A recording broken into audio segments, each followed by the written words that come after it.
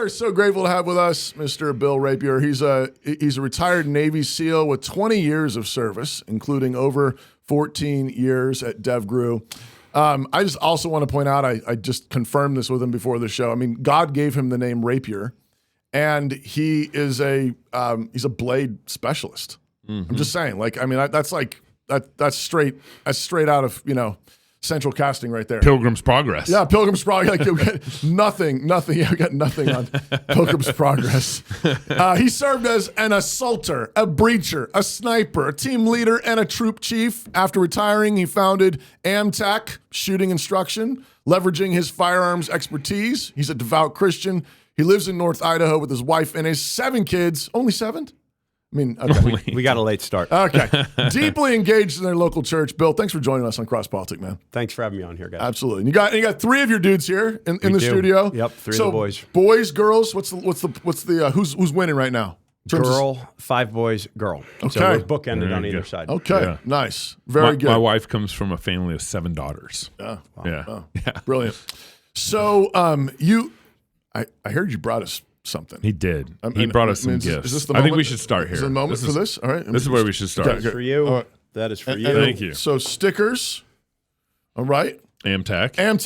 And is the website like Amtac Shooting and Amtac Blades. So Amtac Shooting, Amtac Blades? Either one will get you to a website. AmtacBlades.com? .com. Yes, they're all .com. Thank you. One is the training business. The other is our Blades business. Okay. So, AmtacBlades.com. So first in here, you got a whole brochure. Whoa. What's it talking about? What's it telling me? Just talking about how to use it. Okay. So it's a fixed blade pocket knife. Right. The idea is that you pocket carry a fixed blade knife versus the folder that we all used to carry. And really the idea started. So you're ready to protect yourself immediately instead of having to get the knife out and unfold it and all that? Yeah. I mean, there's some really good folders out there. We actually sell a folder now. But what I always ask guys that like folders is, what does your folder draw stroke look like while being pushed backwards and punched in the face? Because this is a lot faster. Wow. Now, why would I carry a knife and not a 9 or something like that? Handgun. Why limit yourself? I mean, I carry 2 knives and a full size pistol. Okay. Yeah. So, wow. Yeah, there's a lot of things, especially on the pocket side of things, that for any jiu-jitsu guys or any guys that grapple, if you only have tools on your waistline and someone has mount on you, you have to be able to do some jiu-jitsu stuff in order to access tools on your waistline. Yeah. If you have a pocket blade, you bump once, you give a hug, and then you're You're ready to go. Fatal embrace. Yeah. I love the fatal embrace. So you got this blue knife. I've never seen a blue knife like this. Yeah. So what are we doing here? Blue it's a trainer. It goes across with firearms. Anything firearms training or. Wow. They have blue bombs in the Air Force and Navy. Yep. It's just signals inert. Just signals inert. Yeah. Yep. Okay. So we can actually train, because if you only trained with a live blade, you would lose all of your training partners on day one. So we have training blades so that we can actually practice touching someone with the blade, where you're going to put the blade, what you're going to do with it post-penetration. You can practice all of those things without your partner dying. And your partner is still alive. Yeah. Not cut. It's really helpful. Not circumcised the second time. Good. Yes.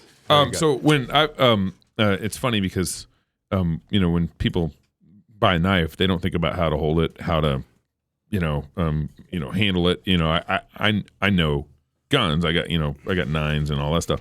So I know how to handle a gun, but I've never thought of like a knife in terms of this, where it's just like coming right out of your pocket, you're ready to go. I've always had the fold-up knife, and I've always known that fold-up knife is a very vulnerable knife. And I've never thought of it as really a self-defense thing because it's a fold-up knife. But now looking at this, obviously there's a way to hold it that is kind of getting ready to attack. You basically kind of maybe talk about some of the etiquette of a knife. May I? Please. So there's 2 ways you're going to run this. So you could either run this as I run 2 blades. So I have a blade opposite my pistol on my belt, and then I have this blade in my pocket, or the live blade version of this in my pocket. So if I'm drawing this blade is called the Northman, named after one of my friends who's no longer with us anymore. But if I draw this blade with my right hand, I'm drawing it forward grip like this. Okay. Now this is a compromise blade, right? It's not like for me to put my whole hand on it is tight. Yeah. I can do this on the live blade and not cut myself, but it's definitely tight. So a lot of times I might grip it like this right here, or three finger grip there, or 3-finger grip here, so I can move the blade around a little bit. Are you saying that handle is different than this handle? No, they're going to be the same. Okay. Yeah, they're going to be Okay. the same. Yep. I just mean like size-wise, I can fit all my fingers on here just barely without cutting myself. Okay. Right. Yep, I feel that. I see what you're saying. So options are you run this in your right pocket, and then your grips are going to be you're going to be drawing it. And I like to go this high thumb right here. You've just got a lot of leverage if you're inside of something and you're cutting through. It just gives you a ton of leverage right here. If you need to thrust further, you can palm it. This is another reason why we do smooth. This back part is called the punio. Get your palm behind it. So you can actually palm assist and not hurt yourself. If you were like this and you needed to power assist, right, smash it in a little bit further, you're also not hurting yourself. So your options are basically right-handed. Run it so that you're going to draw forward grip. So that would mean that the cutting edge of the blade would be going to the rear if it's in your right pocket and you're a right-handed guy. Or you could run it in your left pocket with the cutting edge going forward, and now you're going to draw it for reverse grip, which is actually, if you normally carry a pistol, that's how I would run it, because it very much complements your pistol side, right? Think someone's trying to grab at your pistol, and now you put this blade in their throat, and that will buy you time to then draw on weapons retention, shoot the guy. Yeah. Yeah. Wow. Wow. I've never thought about a tactical knife until I met you, man. Thank you. This is very interesting. Thanks for this gift. Yeah, you're welcome. Thank you very much. Now, Toby, if you notice what Bill did for us, look in this kind of right-hand corner. What? So kind of, yes, that side, right-hand corner. What? It's got the little Fight Laugh Feast logo in there. What? Yeah, isn't that fun? Bill? And then on the top, Toby, Bill added your initials on the top right here. So if you can see, Where? right here on the top, right there. Look at that. Isn't that great? TJS. Yeah, Bro. that's really special, man. That is neat. So Serious. So amtacblades.com. Now, why did you start building knives? I mean, you got buck knives here in Idaho, you got other. What are you doing differently that's unique about what you're doing? So it all started with this pocket fixed blade. So it was it was a conversation between me and a friend of mine, former training partner, a guy named Frank Wendell. His nickname was the Northman. Yeah. And he had just learned how to make knives, and we're talking, and we said, man, wouldn't it be great to have a fixed blade knife that fit in your pocket? And I kind of described the sheath, and then I didn't think about it until a couple weeks later, the first Northman prototype showed up. And then this continued for a year plus of just, he'd send me a knife, I'd look at it, be like, this needs to change, sheath needs to change here, and it got disseminated to a lot of the guys within our crew. And then eventually we got to a point where I was like, man, I'd really like to make a business out of this, because no one else was doing there's a lot of pocket fixed blade knives in industry now. There was not when we first started. Seriously? Yeah. So it's kind of a when did you start? thing now. About 7 years ago now. So 7 years ago, the concept of a pocket fixed blade was few and far between. So people had done it, right? I mean, I had done it just making stuff overseas before, so I could have blades in my pocket, but it just wasn't a common thing, and now it's actually becoming a kind of a common thing. So that's how it started, and then really it was just kind of a shot in the dark. Is anyone going to buy these things?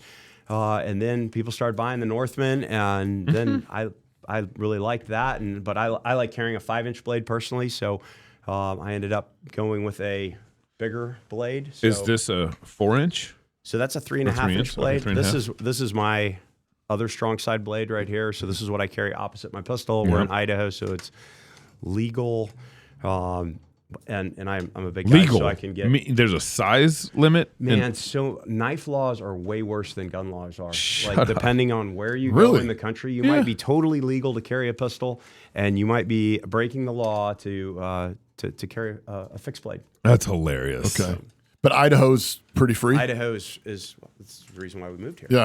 Okay. It's a free state. Yeah. So, Free America. Yeah. I used to think I lived in free America. Well, we are in Moscow. I think COVID so hit. There's probably a city ordinance Yeah, I against know, right? It probably is. I told people, and then I built a house in 2020. And the building inspectors, was like, oh, I guess I live in Soviet. I guess I got to tell people how to build my house. I didn't know. It was like my toilet was not far enough away from my sink. I was like, what in the what? Pretty crazy. My favorite story is about your trash can. issue. Oh yeah, I know. Yeah, it's illegal for me to take my own garbage to the landfill. So he had to sign up. I overstated that really. It is mandatory as law that I pay for a trash can. Yeah. Whether or not I want to use it. That's Latah County. Funny. And you will be killed if you don't. Probably. Climate change. Eventually that's they're going to evict me. Probably there'll be fines and all the rest of it. So yeah. I mean, if you said no and you kept resisting, Right. like eventually, yeah, the law is going to do what I know. they do. Funny. Yeah. All right, so talk to me about the quality, because I noticed that these knives are not cheap. They are not. So what are you doing? So they're made from Magna Cut steel, which is kind of the current super steel, kind of the fanciest steel out there these days. Okay. It's a very tough steel. It's a super steel. They start with powder and mix it all together, and then it gets heated up. It's yeah, it holds its edge very well. It's very tough. It's also a stainless steel, so it's not going to rust on you. Okay. Oh, really? Okay. And then so there's that, and then there's also, honestly, I tell guys the sheath is half of it. Really? I'd rather have feel the sturdiness of the a sheath. worse quality knife and a carryable sheath. Yeah. Right. There's a lot of guys that make beautiful knives that are works of art, and they make a sheath that is going to be around 100 years from now, and you'll never ever carry it. Right. And so our philosophy is I would rather have, just like my pistol holsters, I burn through them about every 2 years. I'll break them. Yeah. And sheaths are about the same way, because I mean, we could make that out of thicker Kydex and use bigger rivets, and it would take up all of your pocket, and you probably wouldn't carry it. Yeah. Right. So you're thinking just in terms of ease of use. Ease of use. I want something that you're going to be like, yep, this goes in my pocket every single day. Yeah. I use it. I mean, most of the guys I know that started carrying these, they never go back to carrying a folder in their pocket. Yeah. They run those all the time, and it's a huge capability increase. I mean, especially if you're not. I mean, I advocate that everyone carries pistols on them at all times, but if you were not to, I mean, just the fact that you can stand, you can hook your thumbs in your front pocket, and you can actually be palming a blade. Yeah. Like that's a pretty good capability increase right there. Yeah. Wow. That's really. I'm just so new to this idea of this kind of stuff. What? So you mentioned sharp. How often do I need to sharpen it? Stuff like that. That depends on how much you use it. Yeah. Yeah. Okay. I mean, it is. How often do you? You're a user, obviously. I have a whole shop at home. I mean, when something goes wrong with me, I hand it to one of my guys, and they and then they do it for you. And I test it, and it's shaving, and I'm like, cool, thanks, I'm guys. there. Okay. Did one of your boys make my knife? No. One of my lead guy made those. Could one of your boys make my knife? Yes. They have. We'll show you afterwards. Way to go, Probably fellas! do have, That's great. Nice some guys. homemade Northmen in their pockets.